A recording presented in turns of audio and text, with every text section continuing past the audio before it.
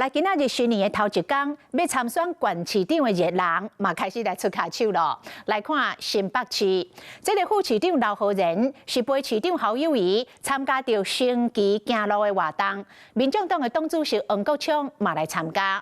那民进党的立委苏卡辉是到10指参加运动会。另外，台北市长周万安并连任主持台北市路跑活动的开场，是讲出着伊今年市政的4大目标。甲民众做伙做体操，台北市长蒋万安今年元旦头一届无到总统府的升旗典礼，是替北市的走标活动做开场。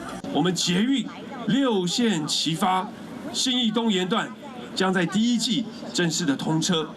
我们的生喝鲜奶今年度也会扩大到国中生。第四讲到政策目标，蒋万安阁话话会继续带领台北市民大步向前，真明显是要拼连任。若接逢点名参选新北市长的北市副市长李树川是无公开的行程，不过另外一边可能的竞争对手已经积极来做行动。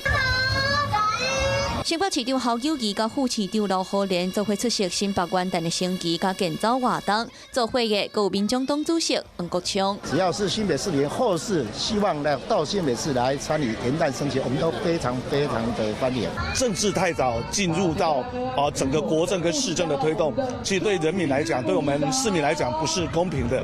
所以如果以我的角度，我还是觉得按照自己的节奏。新北市长的人选若白也搁咧整合的阶段，若确定要选新北市长的民进党立委苏卡辉，伫咧元旦这天嘛来到新北的10指参加运动会。也希望2026这一年，我能够继续和所有的新北市民一起努力打拼。利空利六新年到，选战嘛正式开始到打算，各方的人马伫咧起步庆声进前就已经出发啦。